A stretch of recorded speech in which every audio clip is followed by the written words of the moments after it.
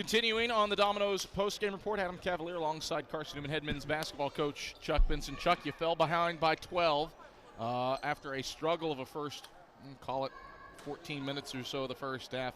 But when you turned it on, you turned it on in a hurry. Forced a lot of turnovers, got easy shots on the other end. What did you do to cause the defensive chaos that led to easy transition buckets and a 25-4 run that turned the tide in this one? I think our guys just really challenged them pretty aggressively. Like, we need to have a better response to adversity in the moment, and I think our guys were a little frustrated because offense wasn't clicking quite as well. And I really was emphasizing, hey, let's take our minds off offense and let's put it on our controllable defense side of it. Let's try to turn them over. Let's try to force some action, and they did that. It really started with Tripp, and once that started going, I mean, it really went good for us.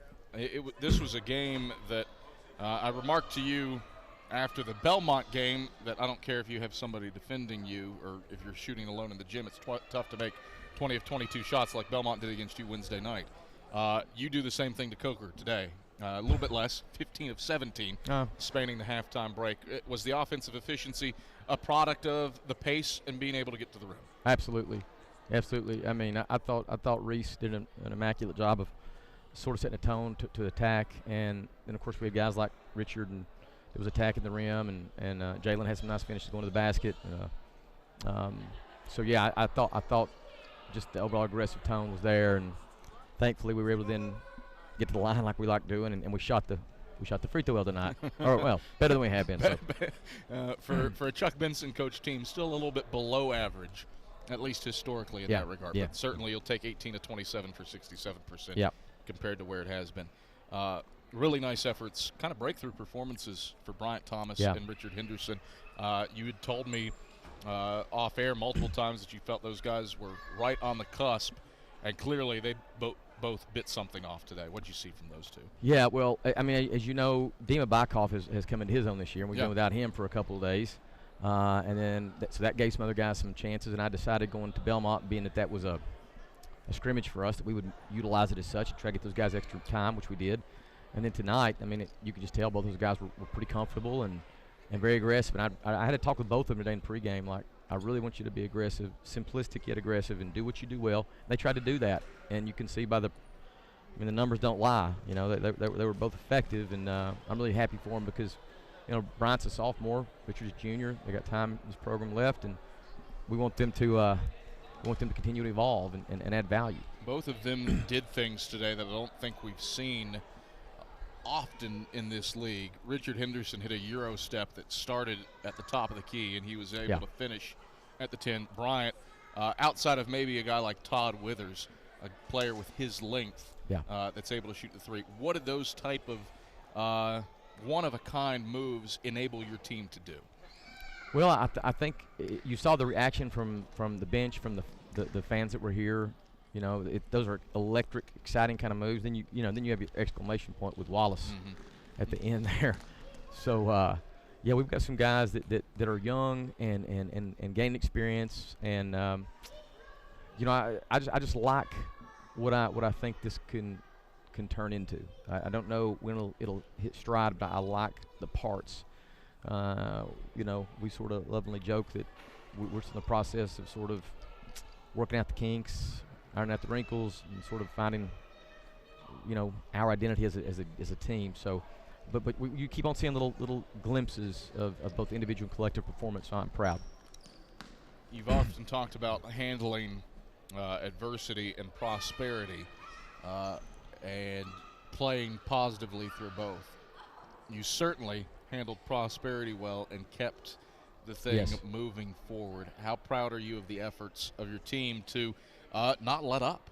Well, I'll tell you what, man. In that last media timeout, and I told them, I was like, guys, we're going to win this game, but we're not. It's not about the win. It's about the performance, and it's about us doing what we're supposed to do in terms of our controllables. And before I could be quiet, Richard Henderson, who's really a pretty mild-mannered, quiet kind of guy, spoke up and sort of took over the mic for a second. And was like, basically like, yeah, man, this ain't about the win or the loss. It's about the performance. Let's finish this thing right. Really got me pretty fired up because he's not a guy that has, up to this point, his short tenure here, has really had the the confidence, maybe the voice, the stage to step up and do that. And he was really just emphatic about it. So that made me extra excited to see that he took that step, that sort of courageous step to be able to step forward and be a verbal leader. Defensively, you limit Coker to 29% shooting in the second half. What'd you do to clamp down on the Cobras after halftime? Well, I thought our guys were good the first half in terms of just what we'd asked them to do, but they were much more clean in the scout follow-through the second half, much more. And obviously, Cav, when you have the game pressure mounting like it was, we were scoring, and I thought it made it just our scoring actually intensified the defensive pressure and made it more complex and complicated for them to score. Out-rebound Coker by 9. They were +2 when they went up by 12. What'd you do to get back on the glass, and how much did that impact how the Tide turned in this one? Well, I think anytime you can out-rebound your opponent, you give yourself a mighty chance, and like you said, +9. A lot of that goes back to the defensive side. I mean, we were getting stops and getting opportunities to rebound it. We didn't get quite as many offensive rebounds as we typically do, but I mean, we shot it pretty well. Didn't really have quite the number of attempts that we typically do. So, did it impact the game? It did. It did. Turn your attention now to a Mars Hill team that has just now taken their first league loss. They fall to Catawba 94-76 today. Final game before the Christmas break. You've seen these go both ways in the likes of 169 wins over Limestone. And games where you're a little too excited to sample some of grandmother's roast beef and a loss at Johnson C. Smith. What do you have to do to finish the first semester strong and a chance to finish the first semester above 500? Well, I really think that it's not about us talking about winning and losing. It's about us continuing to grow as a team and to understand what winning dictates, what winning demands. We've sort of the players will understand. I remember this. We have 12 distinct pairings and groupings down there in that locker room. 12 distinct, and we're all sort of trying to merge like water droplets that form one big huge puddle.